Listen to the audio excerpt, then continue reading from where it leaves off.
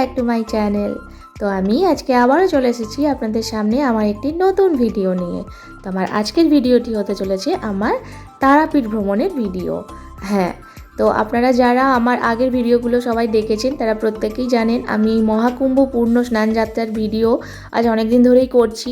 তো এই তারাপীঠ হচ্ছে আমাদের এই মহাকুম্ভ স্নানযাত্রার শেষ এবং অন্তিম দর্শনীয় স্থান।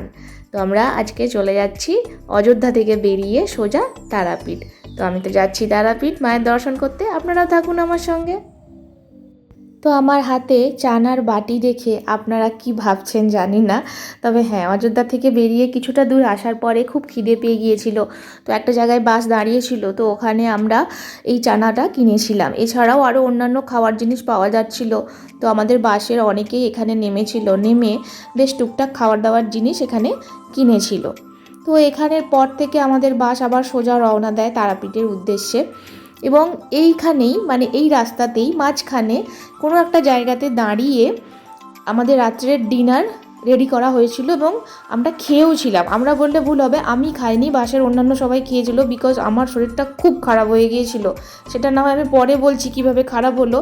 তো যাই হোক, তো সেই কারণের জন্য আমি ওই রান্নার ভিডিও বলুন বা রাত্রের ডিনারের ভিডিও বলুন ওটা আমি করতে পারিনি, কারণ আগেই বললাম শরীরটা খারাপ হয়েছিল। শরীরটা খারাপের উদ্দেশ্য ছিল মানে কারণ ছিল ওই যে চানাটা খেয়েছিলাম ওটাতে না লেবু ছিল, যে কারণের জন্য ওটা খাওয়ার পর আমার খুব মারাত্মকভাবে অ্যাসিড হয়ে যায়।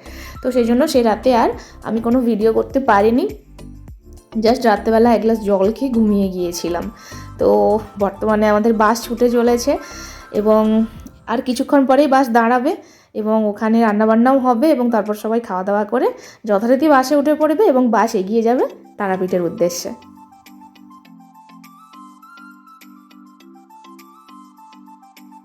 তো পরের দিন সকালবেলায় ঘুম থেকে উঠে জানালা খুলে দেখছি বেশ অনেকটা দূর পৌঁছে গিয়েছি, প্রায় ওই বিহারের কাছাকাছি জায়গায় পৌঁছে গিয়েছি। তো প্রপার নাম আমি জানি না, যেহেতু বাসে যাচ্ছি বুঝতে পারছি না কোথায় পৌঁছেছি। তো সকালবেলায় শরীরটা মোটামুটি একটু ঠিকঠাক লাগছিল, তার মধ্যেও সকালবেলা উঠে একটু ওই ওআরএস খাওয়া বলুন, আপনার অ্যাসিডের ওষুধ খাওয়া, এগুলো সবই কমপ্লিট করে নিয়েছিলাম তার মধ্যে। তো এইবার আমাদের বাস যেখানটায় গিয়ে দাঁড়াবে সেটা হলো একটা ম্যারেজ হল। হ্যাঁ, তো সেই হলটার নাম হলো মোহিত ম্যারেজ হল। তো ওটা একটা মানে হল বিয়ের জন্য ভাড়া দেওয়া হয় বা অন্যান্য যে কোনো অকেশনের জন্য ওটা ভাড়া দেওয়া হয়। তো বর্তমানে ওই জায়গাটা আমাদের ভাড়া নেওয়া হয়েছিল সকালবেলার লাঞ্চ এবং ব্রেকফাস্ট দুই কমপ্লিট করার জন্য। তো চলুন আমরা এখন এগিয়ে যাই মোহিত ম্যারেজ হলের দিকে।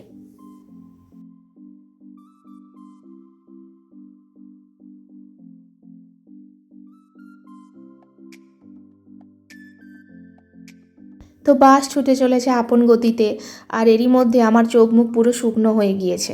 দাঁড়ান, নিজের মুখটা একবার আপনাদেরকে দেখাই। এই যে আমার মুখটা দেখুন, একদম শুকনো হয়ে গিয়েছে। তো যাই হোক, এবার আমরা চলে যাব মোহিত ম্যারেজ হলের দিকে। তো হলটা আপনাদেরকে একবার প্রথমে আমি দেখাবো, আসুন।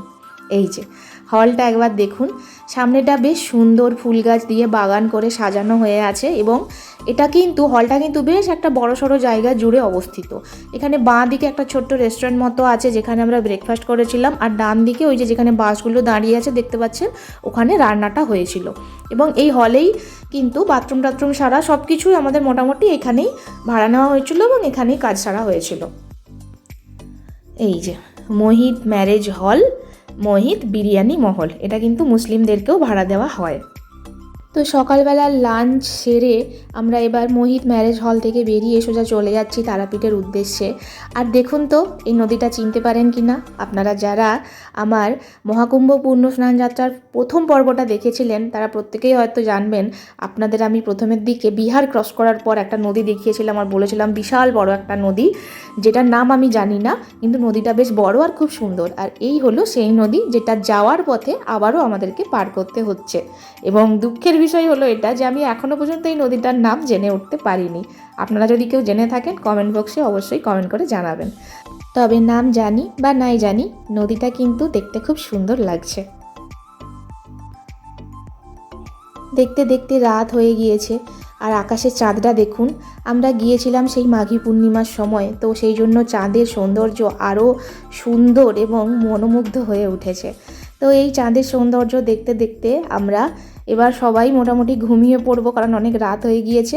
তো আপনাদের সঙ্গে আমার দেখা হবে পরের দিন সকালে একদম তারাপীঠে। তো চলুন চলে যাই তারাপীঠ।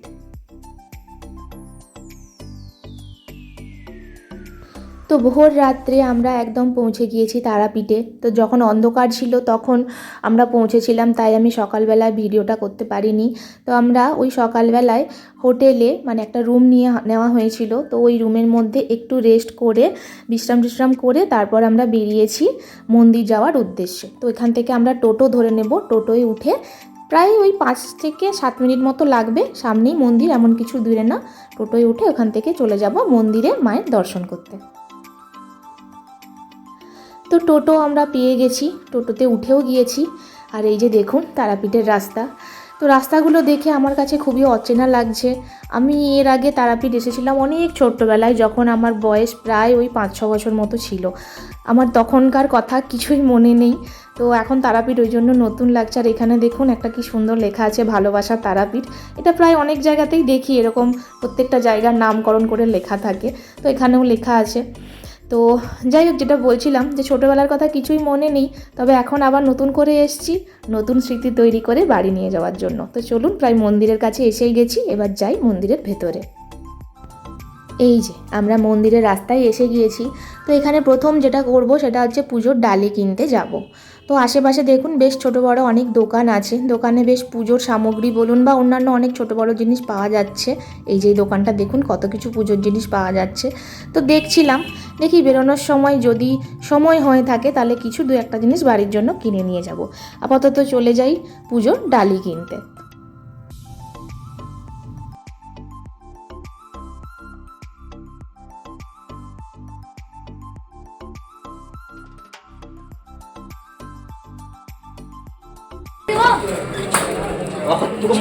আজকে 13 তারিখ, আজকে বারটা হচ্ছে বৃহস্পতিবার। এখন ঘড়িতে বাজে 9:30। তো আমি এখন যাচ্ছি মন্দির, মানে তারাপীঠ মন্দিরের উদ্দেশ্যে। আমাদের আজকে একটু দেরি হয়ে গেছে বেরোতে, আর একটু তাড়াতাড়ি বেরোলে ভালো হতো, কারণ এখানে প্রচণ্ড লাইন পড়ে যায়। কিন্তু ওই স্নান টান করতে, একটু রেস্ট নিতে, আগের দিন রাতে তো বাসে ছিলাম, ঘুম হয়নি। তো এইসব করতে করতে একটু দেরি হয়ে গেছে।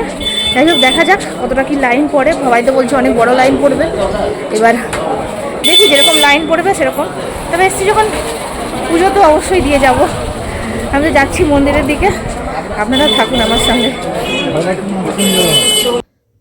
তো আমরা চলে এসেছি এখানে একটা দোকানে, যেখানে ফুল, মালা, প্রসাদ সব কিছুই পাওয়া যাচ্ছিল।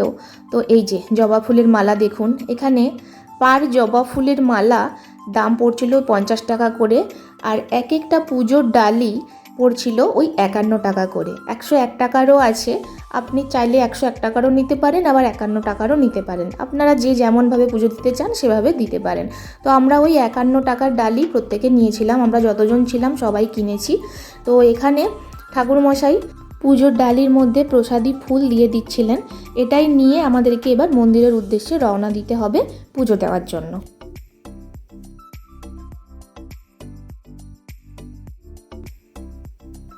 তো আমরা প্রায় রেডি হয়ে গেছি, মন্দিরের ভিতরে যাব। আচ্ছা, তো আরেকটা কথা বলে দিই আপনাদের, এখানে মন্দিরে ভালোভাবে দর্শন করতে এবং পুজো দেওয়ার জন্য কিন্তু আপনাকে পান্ডা ধরতে হবে। পান্ডা যদি আপনি না ধরেন, আপনাকে ঘন্টার পর ঘন্টা লাইনে দাঁড়িয়ে থাকতে হবে। তো আমরাও একজন পান্ডা ধরেছিলাম। তো উনি আমাদের সঙ্গেই ছিলেন এবং উনি আমাদের আগে আগে যাচ্ছিলেন, এবং উনিই কিন্তু মন্দিরের ভেতরে আমাদের প্রত্যেকের নাম গোত্র ধরে মায়ের কাছে পুজোটা দিয়ে দিয়েছিলেন।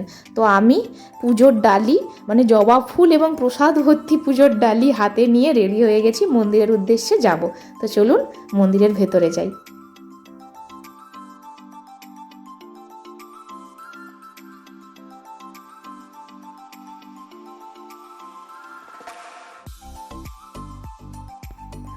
তো এখানে আসার আগে যেটা ভেবেছিলাম যে হয়তো প্রচুর ভিড় হবে, কারণ আমরা এর আগে যে ভিড়টা কাটিয়ে এসেছি আপনারা দেখেইছেন আমার অযোধ্যার কুম্ভর ভিডিওতে, যে পরিমাণ ভিড় কাটিয়ে এসেছি সেখান থেকে একটা ভয় থাকাটা স্বাভাবিক ছিল। আমরা ভেবেছিলাম, বিশেষ করে আমি তো ভেবেছিলাম যে হয়তো আবার প্রচুর ভিড় হবে, আবার প্রচুর হাঁটতে হবে। তো এখানে ভিড় কিন্তু অতটাও ছিল না, মোটামুটি একটা ভিড় ছিল, হাঁটা যাচ্ছিল। এমনটা নয় যে এখানে অনেকক্ষণ দাঁড়িয়ে থাকতে হচ্ছে, লাইনে পা ব্যথা হয়ে যাচ্ছে, তা নয়। মোটামুটি অল্প স্বল্প ভিড়ের মধ্যে আমরা কিন্তু হাঁটতে পারছিলাম। অযোধ্যা বা কুম্ভতে যে ভিড় বা যে ক্রাউডটা আমাদের ফেস করতে হয়েছিল সেটা কিন্তু এখানে অতটাও ফেস করতে হয়নি।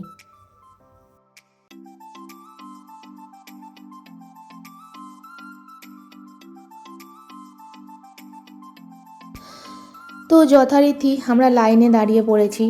প্রথমের দিকটা অতটা লাইন ছিল না, ভেতরে যত ঢুকছি তত একটু একটু মোটামুটি লাইন ছিল আর কি। তো এই লাইন ধরে ধরেই আমাদেরকে যেতে হচ্ছিল।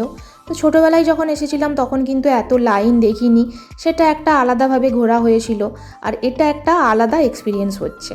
আর এখানে এই মন্দিরের দেওয়ালে যত লাইন ধরে ধরে যাচ্ছি, এই দেওয়ালে একটা জিনিস দেখলাম, এখানে মায়ের দশমহাবিদ্যা রূপের বিভিন্ন রূপের নাম এবং প্রত্যেকটা রূপকে আমরা কেন ডাকি, কেন আরাধনা করি, সেই প্রত্যেকটা জিনিস কিন্তু এখানে দেওয়ালে সুন্দরভাবে সুসজ্জিত করে লেখা আছে, যেটা আপনারা হয়তো আমার ভিডিওতে দেখতেও পাচ্ছেন, বা যারা আপনারা তারাপীঠ এসেছেন তারা প্রত্যেকেই জানেন।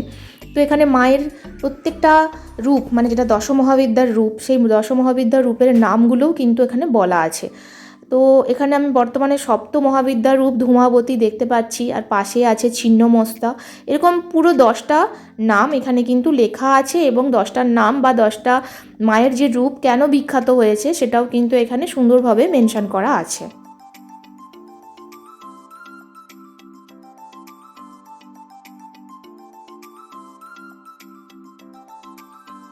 আর এই যে এখানে দেখুন, তৃতীয় মহাবিদ্যা ষোড়শী, আর চতুর্থ মহাবিদ্যা মা ভুবনেশ্বরী, এবং তারপর পরপর পরপর লেখা আছে।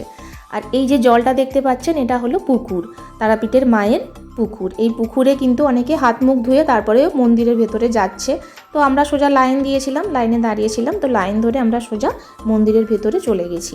আর এরপর থেকে কিন্তু ক্যামেরা অ্যালাউড নয়, তো যার কারণে এর পরের ভিডিওটা, মানে মন্দিরের ভেতরের ভিডিওটা আমি করতে পারিনি। এরপর মায়ের দর্শন করে সোজা আপনাদের সঙ্গে আমার দেখা হবে মায়ের দর্শনের পর। তো হাঁটতে হাঁটতে মন্দিরের লাইন দিয়ে অনেকটা হাঁপিয়ে গিয়েছিলাম, তখন ওখানে বসার জায়গা ছিল, কিছুক্ষণ বসে ওখানে একটু বিশ্রাম করে নিয়েছিলাম। আর সকালবেলায় এই মায়ের মন্দিরেরই ভোগের প্রসাদ আমাদেরই ট্যুর এজেন্সির একজন নিয়ে গিয়েছিলেন, ওনার থ্রু দিয়ে আমরা সেই ভোগের প্রসাদটাও কিন্তু পেয়ে গিয়েছিলাম। তো যাই হোক, ওখান থেকে বেরিয়ে এই যে সিঁড়ি দিয়ে নেমে আমি সোজা চলে যাব মন্দিরের ভেতরে। এরপর আর কোনো ভিডিও করতে পারবো না, এরপর আপনাদের সঙ্গে আমার দেখা হবে মায়ের পুজো দেওয়ার পর।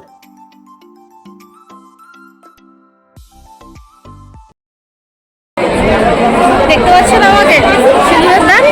না বিয়ে করে ফেলিনি আমি, তারাপীঠ মন্দিরে এসেছিলাম পুজো দিতে, তো সেখানে ফুল ছোঁয়ানো হয়েছিল, সেই ফুলের মধ্যে সিঁদুর ছিল, সেই সিঁদুরেরই দাগ।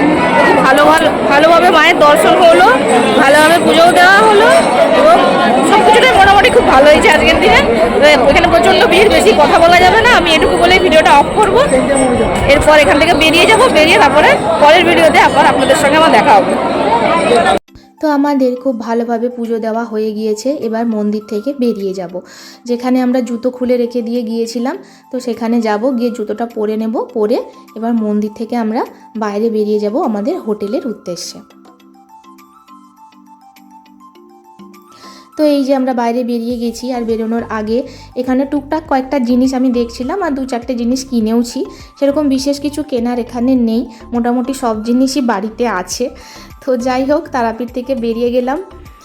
মনটা সত্যি কথা বলতে খুব খুব খুব খারাপ। তার কারণ একটাই, সেটা হচ্ছে আমাদের এই মহাকুম্ভ পূর্ণ স্নানযাত্রার ট্যুর আজকে এখানেই শেষ।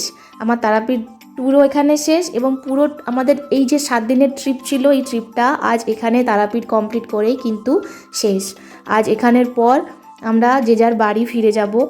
তো আপনাদেরকে শুধু একটা কথাই বলবো, যেটা আমার এই ট্রিপের পর আমার অভিজ্ঞতা, আমার এক্সপিরিয়েন্স থেকে বলার আছে, যে এই তীর্থটা হঠাৎ করে আমাদের প্ল্যান হয়েছিল, কোনো রকম আগের থেকে প্ল্যান ছিল না, হুট করেই আমরা প্ল্যান করেছিলাম যে মহাকুম্ভ যাব। অনেক রকম প্ল্যানিং ছিল, ট্রেনের টিকিট খুঁজছিলাম, পাইনি, তো আরও অনেক কিছু প্ল্যান ছিল যেগুলো হয়নি। তো হঠাৎ করে খবর পেয়েছিলাম যে বাস ছাড়ছে, বাসে যাব। তো সেখান থেকে বাসে মানে খুব সৌভাগ্যবশত বাসের সিটও পেয়ে যাই, যেখানে অনেকেই আছে যারা বাসের সিটও পায়নি, সেই সময় এত ভিড় ছিল কুম্ভ যাওয়ার জন্য। তো বাসের সিটও পেয়ে যাই এবং আমাদের যে 4টে জায়গা কুম্ভ মানে প্রয়াগরাজ, অযোধ্যা, কাশী বেনারস এবং তারাপীঠ, এই 4টে জায়গা আমাদের ছিল বেড়ানোর বা দেখার। তো এই 4টে জায়গায় আমাদের খুব ভালোভাবে দর্শন হয়েছে। শুধু বেনারসে বাবা বিশ্বনাথের দর্শনটা করতে পারিনি ভিড়ের জন্য, ওটা আমি আগেও বলেছি আপনাদের। আমি অন্য কোনো দিন অবশ্যই চেষ্টা করব যাওয়ার এবং যাব, নিশ্চয়ই যাব। তো আমার এই ট্যুরের এক্সপিরিয়েন্স খুব খুব খুব সুন্দর। সারা জীবন যতদিন বেঁচে থাকবো ততদিন আমার এই ট্যুরের এক্সপিরিয়েন্স আমার মনের মধ্যে সুন্দর স্মৃতি হয়ে থেকে যাবে। 144 বছর পর হওয়া এই মহাকুম্ভ স্নানযাত্রা আমাদের খুব ভালোভাবে সুসম্পন্ন হয়েছে। তো আজকে আমার ভিডিও এই পর্যন্তই।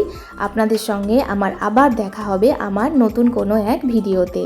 তো যাওয়ার আগে একটা কথাই বলে যাব, ভালো থেকো প্রয়াগরাজ, ভালো থেকো কাশী বিশ্বনাথ, ভালো থেকো অযোধ্যা, ভালো থেকো তারাপীঠ। তোমাদের সঙ্গে আবার দেখা হবে অন্য কোনো দিন, অন্য কোনো সময়ে। ততক্ষণের জন্য সবাই খুব ভালো থাকবেন, খুব সুস্থ থাকবেন। ততদিনের জন্য চলুন, টাটা, বাই।